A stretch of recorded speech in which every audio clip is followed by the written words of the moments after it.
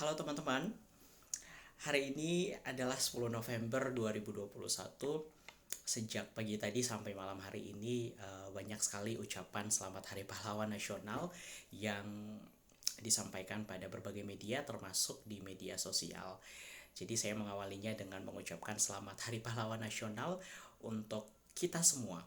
Semoga semangat perjuangan dari para pahlawan itu tetap bisa kita lanjutkan sebagai generasi masa kini.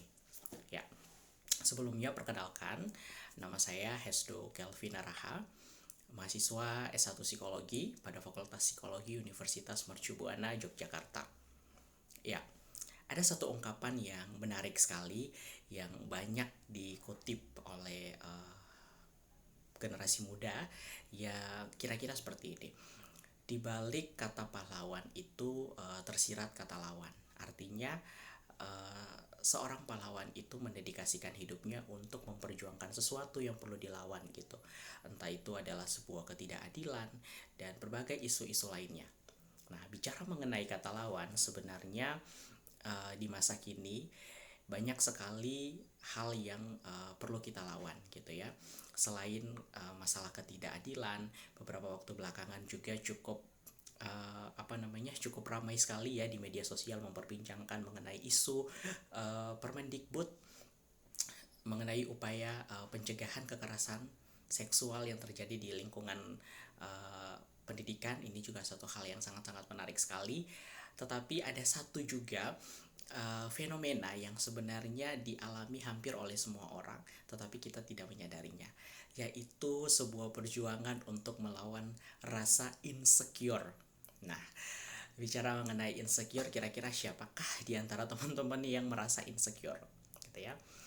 Insecure sendiri sebenarnya adalah satu konsep yang sangat-sangat luas ya teman-teman. Jadi kadang orang yang menyatakan dirinya insecure bisa saja justru keliru. Karena untuk memahami konsep insecure kita perlu melihat juga dari sisi teoretis gitu ya, kira-kira pandangan yang sebenarnya tentang insecure itu seperti apa gitu ya. Tetapi pada kebanyakan kasus insecure itu dia biasanya dialami pada orang-orang yang mengalami kecemasan, yang merasa rendah diri atau sulit untuk menerima diri. Kemudian juga biasanya insecure juga terjadi pada orang-orang yang senang membandingkan dirinya dengan diri orang lain, sehingga secara mudah kemudian dia menyatakan bahwa kayaknya aku insecure nih gitu. Nah, mengawalinya aku ingin men-sharingkan sebuah hasil penelitian yang dilakukan pada sekelompok peneliti di Hong Kong pada tahun 2020. Penelitian ini melibatkan 500 orang di Hong Kong, dan berdasarkan hasil penelitiannya mereka menemukan bahwa selama masa pandemi ini sebanyak 19% orang itu mengalami depresi. Kemudian 14%-nya mengalami kecemasan, dan dalam temuan yang sama juga sebanyak 25,4% orang melaporkan bahwa mereka mengalami gangguan masalah kesehatan mental selama pandemi COVID-19. Nah, kenapa aku harus berbicara juga tentang kecemasan gitu ya di tengah pandemi COVID-19? Karena memang mayoritas orang yang mengalami insecure adalah orang yang memiliki masalah emosional ini, yaitu gangguan kecemasan juga. Nah, bicara mengenai insecurity, maka kita perlu memahami dengan lebih kompleks gitu ya. Sebenarnya konsep insecurity itu asalnya dari mana?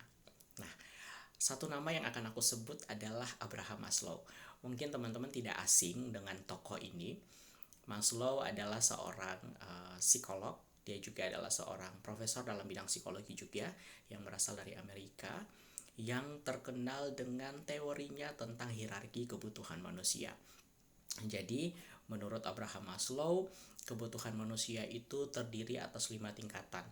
Tingkatan paling pertama itu adalah kebutuhan fisiologis, kemudian tingkatan yang kedua adalah kebutuhan mengenai rasa aman, lalu pada tingkatan yang ketiga adalah kebutuhan akan cinta, kebutuhan yang keempat itu adalah kebutuhan akan penerimaan diri, dan kebutuhan yang paling terakhir adalah self aktualisasi atau aktualisasi diri. Jadi kalau divisualisasikan, teman-teman bisa melihat ada yang namanya piramida kebutuhan manusia. Nah, itu adalah gambaran dari teori Abraham Maslow mengenai kebutuhan manusia, ya.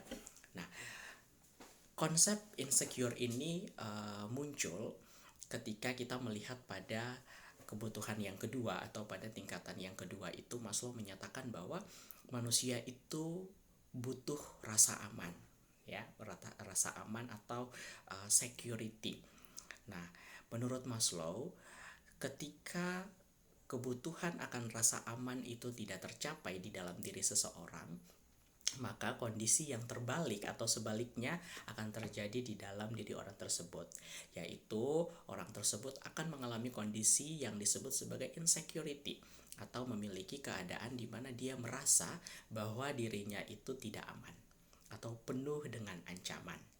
Nah, pemahaman Maslow mengenai ketidakamanan atau perasaan tidak aman atau insecure atau insecurity ini sendiri menjadi semakin kompleks gitu ya, ketika di tahun 1942 Maslow menerbitkan sebuah laporan penelitian yang berjudul The Dynamics of Psychological Security Insecurity. Di dalam laporan ini Maslow menyebutkan ada 14 karakteristik orang yang mengalami insecure. Nah, saya tidak akan menyebutkan semuanya, namun ada 3 hal yang akan saya sebutkan, yang menurut saya 3 hal ini yang paling banyak dialami oleh teman-teman masa kini gitu ya. Yang pertama adalah merasa ditolak. Jadi menurut Maslow, ketika seseorang merasa dirinya tidak aman, maka kecenderungan yang dialami dalam dirinya itu adalah dia merasa ditolak. Jadi ditolak oleh teman, ditolak oleh pasangan, ditolak oleh tetangga, tetapi lebih-lebih pun ada kasus yang dimana orang itu merasa bahwa dirinya itu ditolak oleh keluarganya sendiri sebagai lingkup sosial paling kecil dan paling pertama yang dia jumpai di dalam cara dia dalam dinamika sosialnya gitu. Nah, yang kedua adalah karakteristik di mana seseorang itu mudah curiga. Nah, rasa mudah curiga yang dimiliki oleh seseorang yang mengalami insecure ini membuat dia memiliki trust issue gitu ya, atau susah atau sulit untuk percaya dengan orang lain.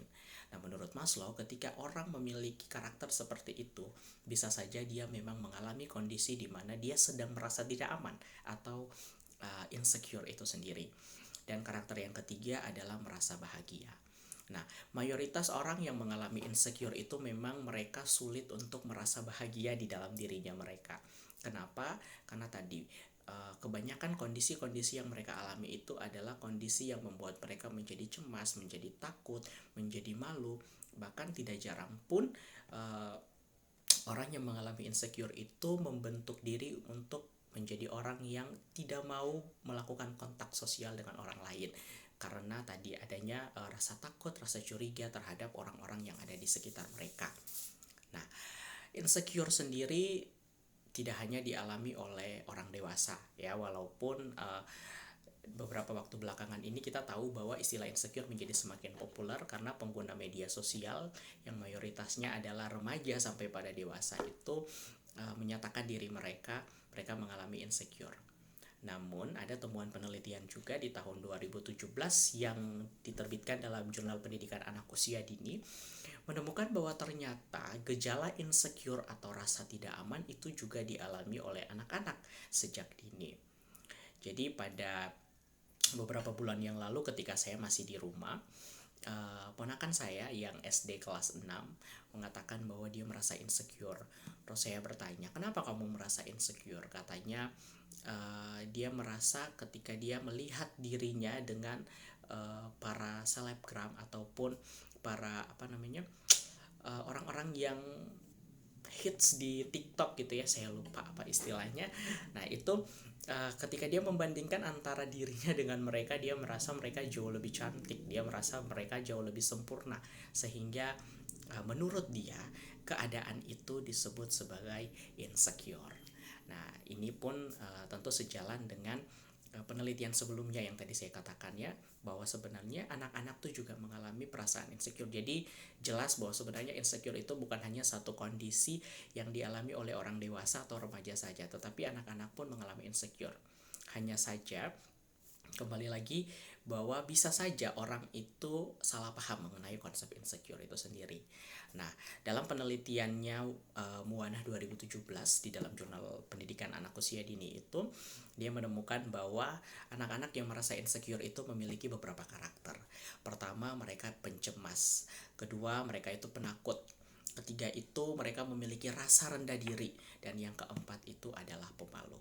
Jadi dengan temuan-temuan penelitian ini kita dapat melihat bahwa ternyata insecure ini adalah satu kondisi yang universal, artinya bisa dialami oleh siapa saja tanpa ada batasan tertentu.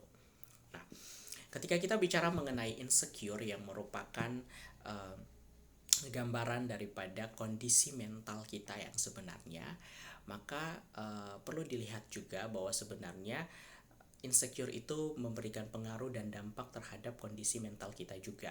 Salah satunya adalah insecure itu berpengaruh terhadap kebahagiaan di dalam diri ataupun berpengaruh terhadap kesejahteraan subjektif di dalam diri kita. Nah, apa itu kesejahteraan subjektif? Jadi, seorang profesor, yaitu Profesor Ed Diner, dia adalah seorang peneliti dalam bidang psikologi positif yang selama bertahun-tahun menghabiskan waktunya untuk melakukan penelitian mengenai kebahagiaan pada manusia. Diner menyatakan bahwa ada satu konsep di mana manusia itu cenderung mengevaluasi dirinya atau mengevaluasi seluruh rangkaian peristiwa di dalam hidupnya.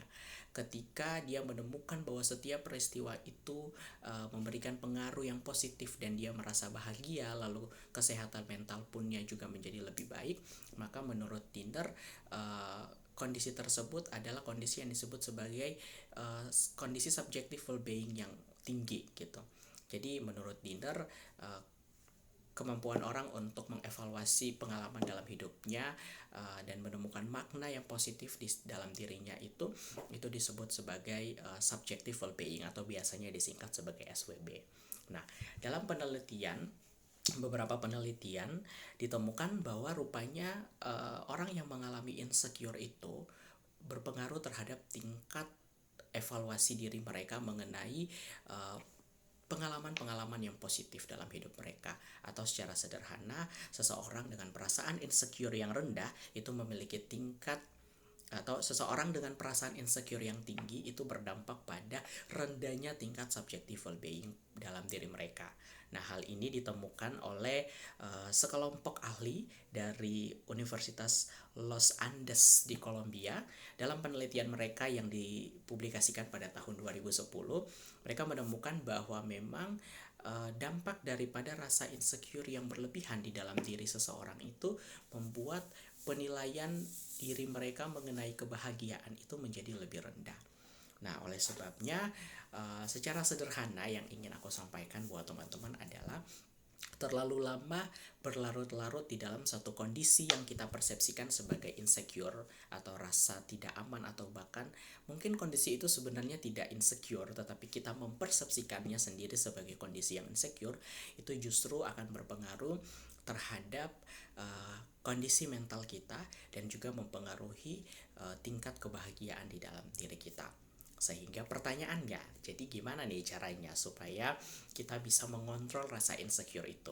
Nah, mengutip dari artikel yang ada di website 1%, ada 5 hal atau 5 tips yang bisa teman-teman lakukan untuk mengontrol perasaan insecure di dalam diri teman-teman. Yang pertama adalah fokus dalam menjadi dan mencintai diri sendiri. Jadi seperti yang tadi sudah saya katakan di awal ya teman-teman, mayoritas orang mengalami insecure itu kan karena mereka sering membanding-bandingkan diri mereka dengan orang lain. Karena mereka selalu merasa bahwa mereka itu kurang, merasa tidak cukup, merasa bahwa mereka perlu menjadi orang lain gitu, atau perlu mengikuti tren masa kini untuk bisa dikatakan keren atau bisa diterima oleh lingkungan sosialnya. Nah, hal ini sebenarnya menunjukkan bahwa sebenarnya kita itu tidak cinta dengan diri kita. Mengapa? Karena penerimaan terhadap diri itu menunjukkan bahwa sebenarnya orang itu cinta pada dirinya. Tetapi ketika kita masih mau untuk sama atau mengikuti gaya hidup orang lain agar bisa memenuhi kebahagiaan dalam diri kita, bisa saja itu bukan rasa cinta dalam diri kita, tetapi kita merasa bahwa diri kita tidak sempurna dan kita menolaknya. Jadi kita berusaha untuk meniru orang lain. Nah, ini adalah sesuatu yang keliru. Sehingga hal yang pertama adalah fokuslah untuk menjadi dan mencintai diri teman-teman sendiri. Kalau dalam satu konsep yang disebut sebagai self authenticity itu artinya teman-teman itu diminta untuk jujur pada diri sendiri. Jujur pada diri sendiri itu artinya menerima diri apa adanya, apapun kondisi kita, tidak perlu terlalu dikhawatirkan, apalagi patokan kita adalah komentar-komentar dari orang lain. Nah, itu sesuatu yang perlu kita hindari. Yang kedua adalah jangan bandingkan dirimu dengan orang lain. Nah, ini adalah kasus yang menurut saya paling banyak dialami oleh teman-teman semua, yaitu orang yang suka membandingkan diri dengan orang lain itu jelas mengalami kondisi yang namanya insecure tadi. Kenapa? Karena dia merasa dirinya memang tidak aman gitu. Dia merasa bahwa keadaanku saat ini belum cukup untuk membuatku diterima, untuk membuatku dicintai, untuk membuatku mendapat pujian, sehingga aku perlu menjadi orang lain. Nah, hal ini disebabkan karena tadi kita terlalu sering, atau banyak orang yang mengalami insecure ini, mereka terlalu sering membanding-bandingkan diri mereka dengan orang lain. Dulu di awal-awal menjadi mahasiswa, saya sering sekali mengalami insecure karena melihat gitu ya postingan-postingan teman-teman saya di Instagram tuh kayaknya luar biasa gitu ya. Ada yang sudah mengikuti event di luar negeri, ada yang sudah menang kompetisi ini, kompetisi itu, dan itu membuat saya menjadi takut, saya jadi cemas, bahkan saya menjadi overthinking gitu, kayak merasa ya ampun saya bisa nggak ya seperti mereka, atau saya bisa nggak mencapai itu. Tetapi dalam 2 tahun terakhir saya semakin banyak belajar tentang makna hidup, saya semakin banyak belajar tentang mencapai kesejahteraan dalam diri, bahkan konsep-konsep mengenai psikologi positif gitu ya, misalnya subjective well-being itu sendiri, bagaimana kita hidup berdasarkan nilai dan makna-makna yang kita punya. Akhirnya sekarang saya menjadi lebih santai. Jadi walaupun melihat ada pencapaian yang luar biasa dari orang lain, saya mengapresiasi itu dan menerima itu sebagai suatu motivasi, tetapi kemudian tidak lagi merasa cemas dan takut di dalam diri. Nah, dan yang ketiga adalah kelilingi dirimu dengan orang yang suportif. Nah, pada banyak kasus dan beberapa teman-teman dekat juga yang bercerita kepada saya, mereka mengatakan bahwa salah satu faktor atau salah satu alasan mereka mudah merasa insecure itu adalah karena mereka sering mendapatkan komentar-komentar yang rasanya rasanya tidak menghargai dan tidak menerima keberadaan mereka. Dan komentar-komentar itu paling banyak datang dari orang-orang terdekat. Salah satunya adalah kekasih atau pacar gitu ya. Beberapa teman-teman mahasiswa, teman-teman mahasiswi itu menyatakan bahwa mereka seringkali dipaksa atau diminta oleh pacarnya untuk berpakaian sesuai dengan seleranya si pacar itu. Sementara mereka sendiri punya prinsip yang berbeda, atau punya gaya hidup, atau punya nilai-nilai yang berbeda, sehingga hal ini menimbulkan konflik di dalam diri mereka sendiri. Ketika mereka tidak mengikuti itu, mereka merasa bahwa itu akan mengancam hubungan mereka, tetapi ketika mereka mengikutinya, mereka merasa bahwa mereka tidak menjadi diri sendiri. Nah, pada tips yang ketiga ini, teman-teman diminta untuk kelilingi dirimu dengan orang yang suportif. Mungkin saja orang tersebut justru dia tidak sportif, artinya dia tidak mendukung kita, bahkan dia tidak mau menerima kita, makanya dia memaksa kita untuk menjadi orang lain sesuai dengan versinya. Jika teman-teman bertemu dengan orang seperti itu dengan alasan untuk kesejahteraan dan kesehatan mental teman-teman, sebaiknya tidak untuk dihindari, tetapi lebih menjaga jarak sehingga omongan-omongan mereka tidak terlalu berpengaruh terhadap diri kita. Dan yang keempat adalah temukan kelebihan dan keunikan dalam dirimu. Nah, Orang yang insecure itu cenderung mereka memang belum mengenal diri. Mereka belum tahu apa kekuatan, apa kelebihan, apa keunikan di dalam diri mereka. Sehingga tadi mereka mudah sekali terbawa dengan arus tren gitu ya. Menurut Anita di dalam banyak sekali konten-kontennya yang menarik, dia mengatakan bahwa insecure itu muncul karena memang orang belum mengenal dirinya sama sekali, dan saya pun setuju dengan itu. Ketika kita sudah mengenali diri kita, sudah paham dan tahu apa kekuatan dan kelemahan di dalam diri kita, maka biasanya kita akan mensyukuri itu, dan itu berpengaruh terhadap tingkat subjective well-being kita. Karena salah satu faktor subjective well-being itu kan adalah kebersyukuran. Jadi semakin orang bersyukur, semakin tinggi juga kebahagiaan dalam hidupnya, semakin tinggi juga tingkat subjective well-beingnya.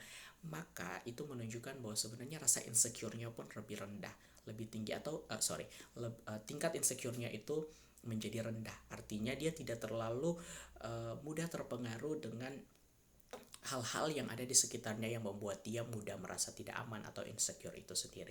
Sehingga kuncinya adalah kenali diri teman-teman gitu ya. Dan yang terakhir, yang kelima adalah selalu bersyukur. Nah, sebelumnya sempat di-mention gitu ya.